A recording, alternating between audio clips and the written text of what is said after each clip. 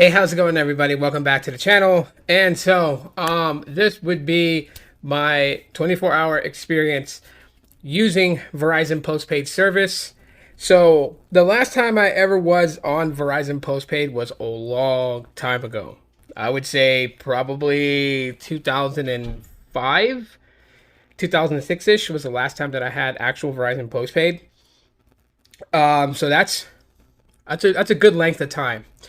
Um, However, I decided to take the plunge and use a Verizon postpaid service since I've been mostly using prepaid for so many years. I mean, I was, on Alltel prepaid for a long good while. I had Amp Mobile.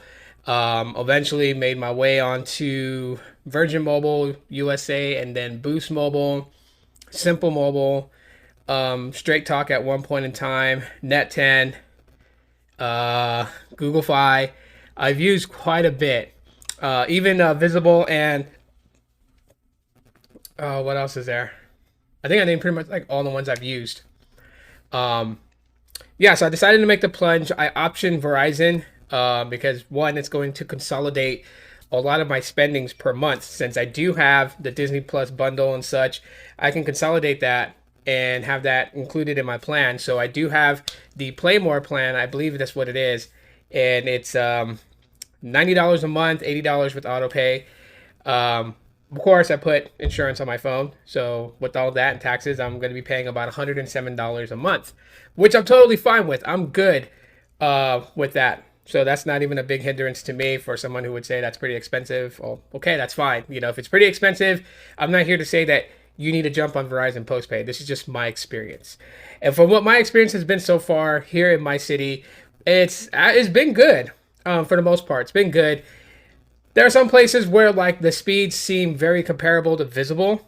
Places where I speed tested Visible and I'm getting the same results with Verizon postpaid. But there just seems to be this underlining difference between them. Even though like let's say here in my home, Visible pretty much can get to like 20 megs down, about 5 to 10 megs up. And Verizon is kind of hitting those same speeds as well. But one thing I did notice was when I was streaming video from YouTube, the resolution is different. While on Visible, it will pretty much cap it at 480p. Sometimes throttle it down to 360p because of the amount of data downlink. With Verizon, I'm able to hit 720. 1080 is fine, but like 720 is like golden. And so you kind of do feel a difference there, especially like when downloading things. Like I do editing on my phone with Power Director. There's like certain theme songs that I want to download that are free to paid users of Power Director to be able to grab and make their videos with, and they download pretty quick. So those are the differences that I experienced between Verizon and Visible. Visible being a prepaid company owned by Verizon but operated as a separate entity and not piggybacking, but basically on the Verizon network. Those are the differences. So like when you do speed tests, let me just tell you guys right now that the speed test will give you kind of an idea, but it's not 100% accurate that that's what it is. Because for both Verizon postpaid and Visible to have the similar downlink and similar uplink, and yet streaming YouTube, HBO Max and stuff on my Verizon postpaid line seems smoother and at a higher resolution than it does on Visible. That tells a tale, So uploading YouTube videos is fast on my Pixel 5, which is on the Verizon postpaid. It's faster than what it does on the Los Mobile, which is on my Pixel 4. But obviously this is not 5G. Even though it has the 5GE logo, that just stands for 5G Evolution, aka LTE Advanced. That's what it is. But still, even on Los Mobile, it uploads videos pretty good. And on devices that use the T-Mobile network, which right now would be my Boost Mobile line, because that one is using the TN SIM card. With that one, it will give me like downlink of like 40 megabits on the down, 15 to 20 on the up. However, watching videos on that is 360, sometimes 480p, but mostly 360. So like I said, these speed test apps kind of give you an idea of like what you're getting, but it's not specifically always going to be that. And the quality of the connection you have, you definitely can see a difference between Verizon postpaid and Visible. But it's not like leaps and bounds different, except for certain areas. So one of the things I also wanted to test too, which I just came back from doing today, but I only brought one phone with me, so it was kind of hard to kind of do this. I should have brought another phone with me. But anyways, I was hunting for ultra wideband. Now, I don't know if it's probably a problem with my Pixel 5.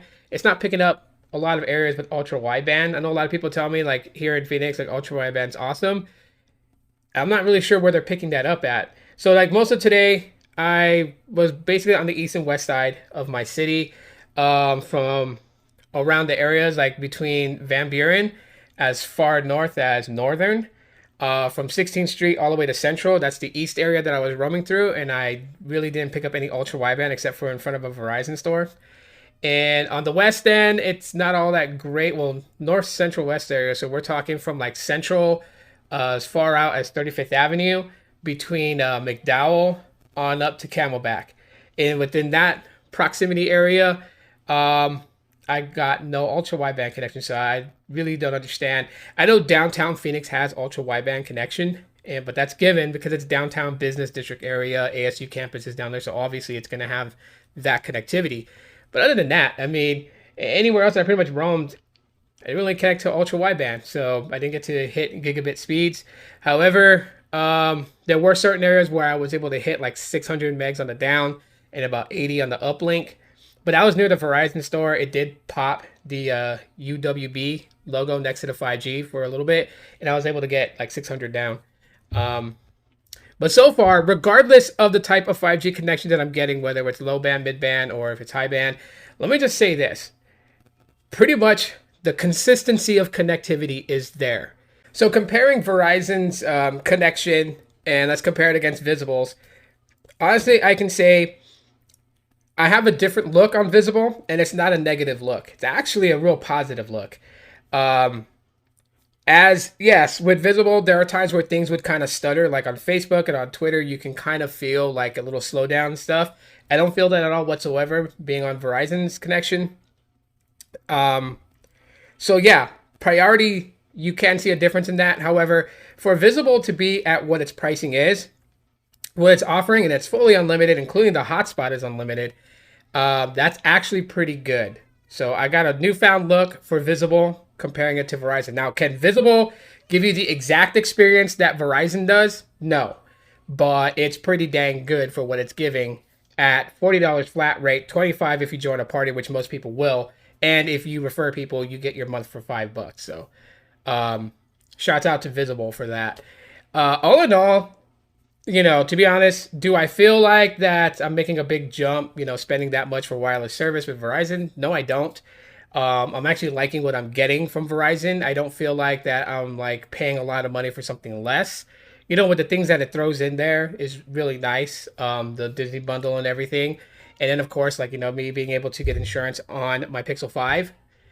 So everything comes out to about $107, and I don't mind paying that. That's just me. So I feel like I am getting something for my money's worth. Anyways, guys, thanks for checking out my quick little like impressions of Verizon's network. Let me know what you guys think in the comment section of the video. Ask any questions you guys want, and I'll answer in a future update video. But that's it for right now. Take it easy, and as always, aloha.